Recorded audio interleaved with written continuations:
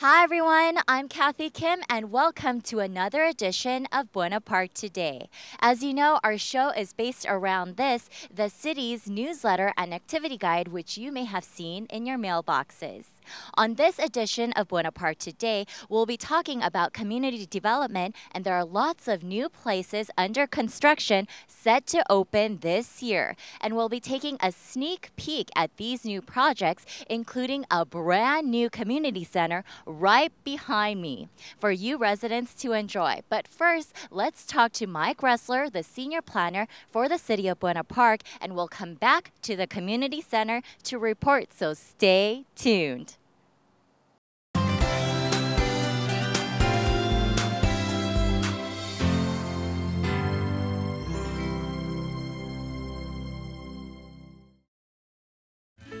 You may remember, last year we focused on community development on another show called Inside Buena Park. We highlighted the new thrill ride at Knott's Berry Farm. And we talked with the new owners of the Torch Lounge and restaurant on Beach Blvd. We also spoke with Mike Ressler, senior planner in the Community Development Department, about the general plan for the city of Buena Park. Well, if you've been driving around, you may have seen some construction projects going on in the city. Some are a result of ongoing community development projects that have been in the works for a while. I met with Mike again and he gave us an update on the new Village Circle under construction in Buena Park today. Hi everyone, we're standing here on Beach and La Mirada where the old Big T Golf Center used to be, and as you can see behind us, there's lots of construction going on because they're bringing in a brand new plaza, and in it there will be lots of stores, and it's set to complete by the end of this year. And here to tell us more about it is Mike Ressler, who's the senior planner for the city of Buena Park. Mike, tell us about this impressive new project. Well, the project was originally planned in 2004. Western Pacific Housing came in, purchased a 22-acre site, and developed 117 homes in the first phase of development. The remaining 7.4 acres was set aside for this shopping center that we see under construction today. So back when we talked about community development, it was already in the works. Well, yeah, actually the site was identified in our general plan as a focus area. Awesome. And tell us how many or how big is this facility going to be? Well, the shopping center is going to have 74,000 square foot of leasable space. The shopping center is anchored by a 32,000 square foot specialty grocery store, as well as a 10,000 square foot drive-through pharmacy and a variety of smaller shops. And what are some of the amenities and perks that people will be having? Well, this is actually going to be considered somewhat of a lifestyle center. It's going to have outdoor dining area, water features. It's going to be a nice environment provided to the adjacent residents and the surrounding community. So it's a huge square feet facility. How many stores will be coming in approximately? Well, there's going to be 3 anchor tenants, and there's going to be a variety of small tenant spaces ranging from 1,000 to 2,000 square feet. And how important is community development for our city? Well, I consider community development to be the bridge between future development and the city and the community. I consider it as a opportunity for our staff to confirm that we fulfill the expectations of the citizens that live in the city. And are there any upcoming projects that are coming up? Or you guys are working on currently? Well, right now, the former Nabisco site on Artesia and the 5 freeway is currently under construction. They just recently broke ground on the first phase of a regional shopping center over there. And speaking of which, we actually have Jennifer Wallace, who's the assistant planner, and she's actually going to tell us about another plaza right there on Orange Thorpe and Valley View, where the National Sports Bar Grill used to be. That's great. Yeah, as a matter of fact, Jennifer is the project planner of that site, and she can give you a little bit more detail on it. Great. Hi, Jennifer. So tell us about the new project that's in the works over there. Well, the property is approximately 70,000 square feet. It's going to be approximately 1,600 square foot coffee shop with drive-through and a secondary 8,000 square foot multi-tenant building that will provide restaurants and retail commercial centers for the city. And I saw some of the renderings in the Buena Park Today newsletter. So I saw that there was going to be a Starbucks coming in as well, too. Yes, it's going to be a coffee shop that's going to be Starbucks located in it, and they're hoping to go to Planning Commission next month. If everything goes well and they get approved, then Starbucks is hoping to be open by early October. And are there going to be small stores inside that plaza as well? Yes, there's going to be an 8,000 square foot building. It's going to have between 4 and 5 tenant spaces. Currently, they're talking to 3 or 4 different smaller sandwich shops, burrito shops, things like that, restaurants that will accompany the pedestrian traffic from the commercial center across the street. So if it goes to the commission and it gets approved, when will the construction start and when will it be completed about? They're hoping to start grading immediately within the next month after approval. So hopefully, if all is well, you'll see everything cleared out, construction sticks going up in the summertime, and hopefully you'll have a drive-through coffee shop open in October. So Jennifer, we saw on Facebook about Chick-fil-A and the rumors about it. Tell us, is it true and when is it happening? Yes, it's been long awaited at the Buena Park Marketplace across the street from the Buena Park Mall. We will be breaking ground this month for a new Chick-fil-A drive-thru. We're very, very excited finally. That's awesome. So it will be here by spring, summer? Hopefully it'll be here at the end of summer. And if people want to find out more information, where should they go or should they contact you guys? You can always contact the Community Development and Planning Department, or you can contact us at the Buena Park City Facebook page. Great. Thank you so much, Jennifer, on all the new updates. And we hope to hear more about the future updates and all the upcoming projects that you guys are working on.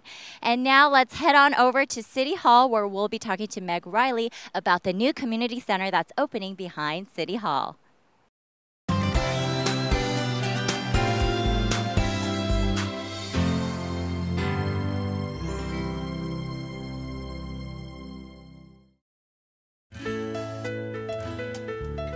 Another highly anticipated construction project that is close to completion in Buena Park today is the new community center at the site of the old police station in back of City Hall.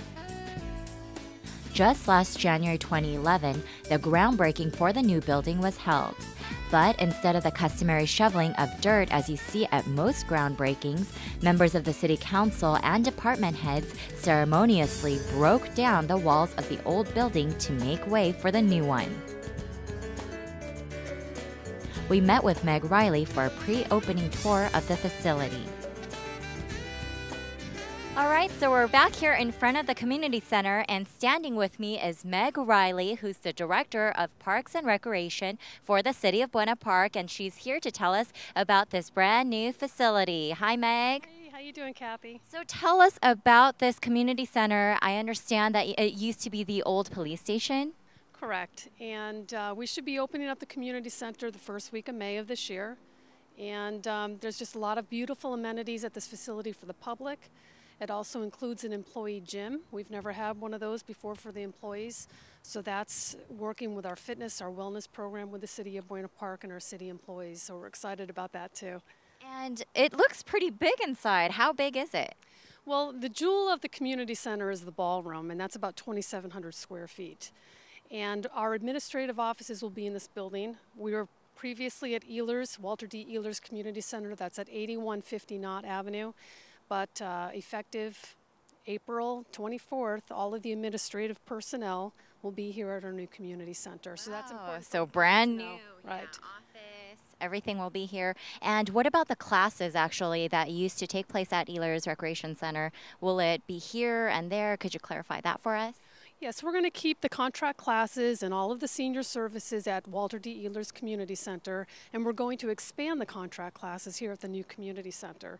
So this community is going to have the best of both worlds. They're going to be able to take classes down at Ehlers as well as here at the new community center. So Meg, can you take us inside for a tour and a sneak peek? Sure, I'd love to. Okay, let's go inside. Okay.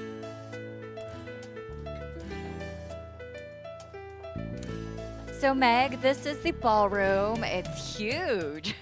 Tell us about it. Yes, the ballroom consists of about 2,700 square feet. Occupancy load is about 180 unless you subdivide it. You can subdivide the ballroom into 3 separate venues. And each venue would be able to hold about 60 people, banquet facility style. And then the ballroom also includes a catering kitchen over there. For rentals, what kind of events are you guys expecting to have here?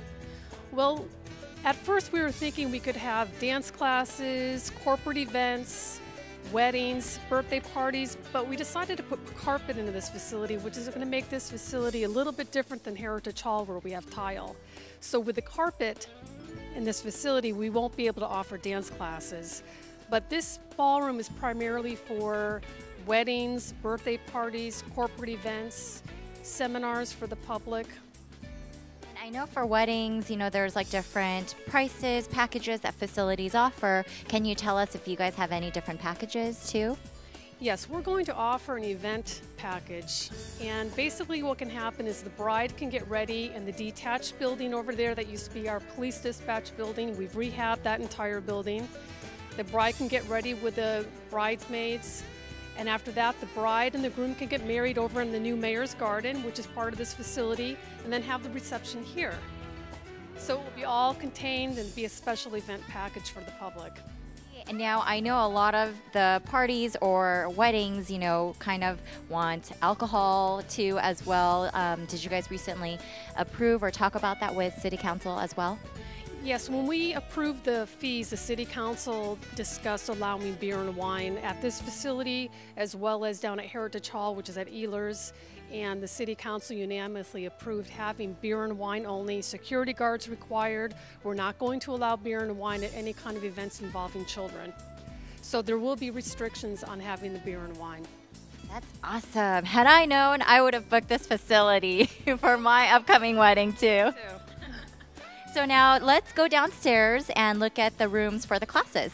Okay. So I see that a lot of work is being done as we speak. In fact, they're here painting and doing construction, Meg. Yes, we are on the final touches, the final details. And are these the rooms?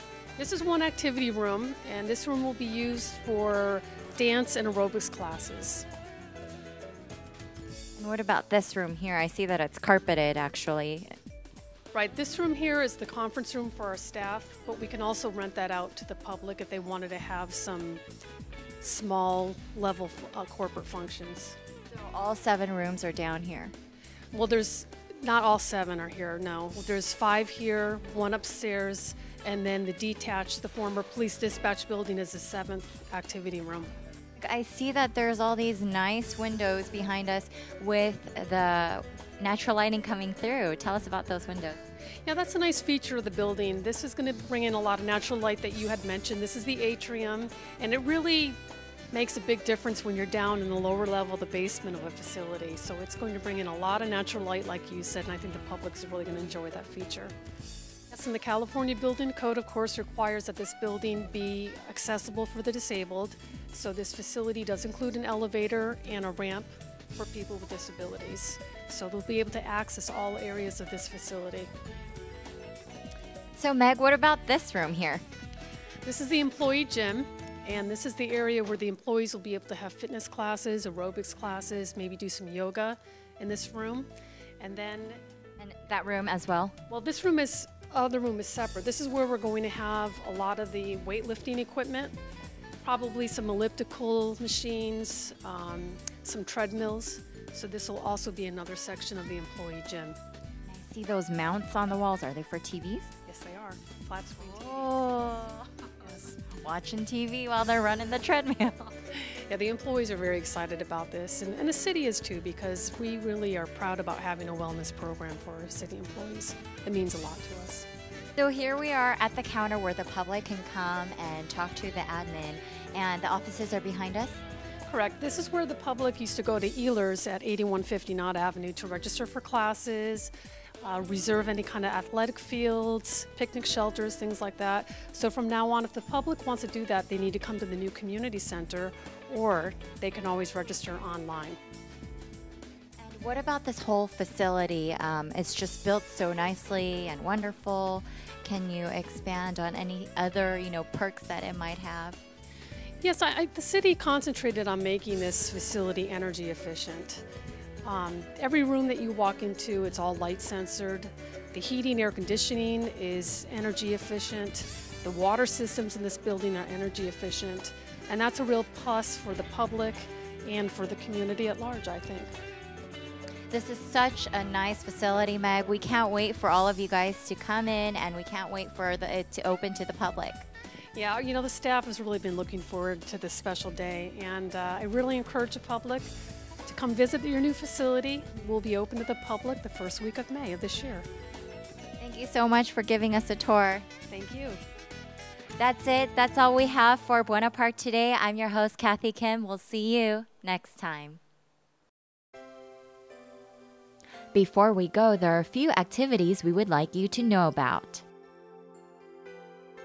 City of Buena Park High School seniors, are you interested in communications and broadcasting? The Buena Park Cable Foundation is offering up to $5,000 in scholarship opportunities. Download your application at buenapark.com. Youth Summer Sports Camp signups are coming soon. This camp is designed to keep kids active throughout the day, Monday through Friday. For more information, check out Buena Park Today online and register through bpreconline.com. Also celebrate Earth Day with art, music, dance, and family fun on April 20th at the annual Children's Art Festival at the Ehlers Community Recreation Center on 8150 Knott Avenue. Check BuenaParkFineArts.com for more information. There's always something happening in the city of Buena Park, and you can find out all about it in the Buena Park Today. You can also view the Buena Park Today online at the city website at buenapark.com. Just look for the icon of the Buena Park Today and view the contents. You'll find an activity that you or your children will enjoy. Also, like us on the official City of Buena Park Facebook page and follow us on Twitter. There, you'll find a little of everything from information about city services to discounts offered by our city entertainment venues such as Knott's Berry Farm, Pirates Dinner Theater, and Medieval Times. And as always, you can contact us via email at bptv3@buenapark.com.